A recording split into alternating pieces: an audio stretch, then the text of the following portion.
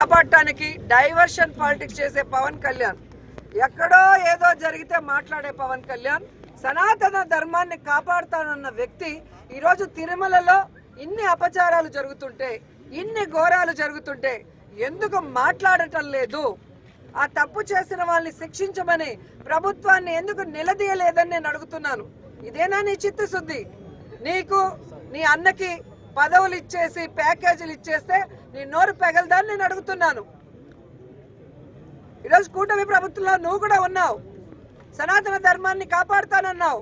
మరి ఈ విధంగా సనాతన ధర్మంలో గోమాతల్ని ప్రతిరోజు పూజించే మనము ఈరోజు వాటిని ఒక దుస్థితికి తీసుకొచ్చి అవి చచ్చిపోతుంటే దానికి కారణమైన వాళ్ళని శిక్షించండి, గోవుల్ని కాపాడండి అని బాధ్యతగా ఒక ఎక్స్-టీటీడీ చైర్మన్ గారు మాట్లాడితే ఆయన మీద కేసులు పెడతాం, ఆయన్ని నిర్బంధిస్తాం, ఆయన్ని అరెస్ట్ చేస్తాం.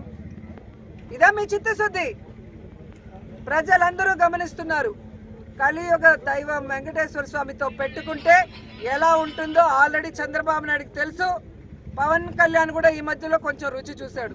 కాబట్టి ఎప్పుడు దేవుడితో పెట్టుకోవద్దండి, దేవుడి విషయంలో అపచారాలు చేయొద్దండి.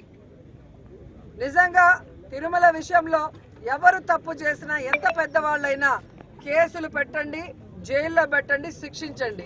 అంతేగాని జరుగుతున్న వాటిని నిరూపించిన వ్యక్తిని ఈ విధంగా తప్పుడు కేసులు పెడతామని నిర్బంధించి భయపెడితే ఎవ్వరు కూడా ఇక్కడ భయపడే పరిస్థితి లేదు అని కూడా ఈ సందర్భంగా తెలియజేసుకుంటూ, ఇప్పటికీ అదే మాట మీద ఉన్నాం. మీరు చెప్పినట్టుగా కరుణాకర్ రెడ్డి గారు ఒక్కరినే రమ్మన్నా వస్తారు, మమ్మల్ని అందరినీ రమ్మన్నా మేము వస్తాము. అక్కడ గోవులు, ఆవు దూడలు చనిపోతున్నది నిజం, వాటిని సంరక్షించకుండా గాలికి వదిలేసింది నిజం. వాటిని సంరక్షించాలి, ఆ గోవుల మరణానికి కారణమైన వాళ్ళని శిక్షించాలి, అరెస్ట్ చేయాలని కూడా డిమాండ్ చేస్తున్నాం. అదే చెప్తున్నాను కదా, వచ్చి ఆయన కూటమి ప్రభుత్వాన్ని నిలబెట్టాను అన్నాడు కదా, ఆ ప్రభుత్వం చేసే తప్పుల్లో భాగస్వామ్యం పవన్ కళ్యాణ్కి కూడా ఉంది.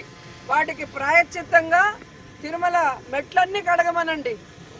ఆ రోజు కడిగాడు కదా, తిరుమల లడ్డూలో ఏదో జరిగిందని అబద్ధాలు వీళ్ళే చెప్పి వెళ్ళి దుర్గమ్మ మెట్లు కడిగారు కదా. ఇప్పుడు ఇక్కడ ఎన్ని జరిగాయి కదా, కొండ మీద మర్డర్ జరిగింది, చెప్పులు వేసుకొని తిరుగుతున్నారు, డ్రోన్ కెమెరాలు తిరుగుతున్నాయి, బిర్యానీలు అమ్ముతున్నారు, గంజాయి అమ్ముతున్నారు, గోవులు చనిపోతున్నాయి. దీనికి ప్రాయశ్చిత్తం 7 కొండల్లో ఉన్న మెట్లు కడగమనండి పవన్ కళ్యాణ్ని. తప్పు చేసిన పాలక మండలిని అలాగే అధికారులని శిక్షించమని కూడా డిమాండ్ చేస్తున్నాం.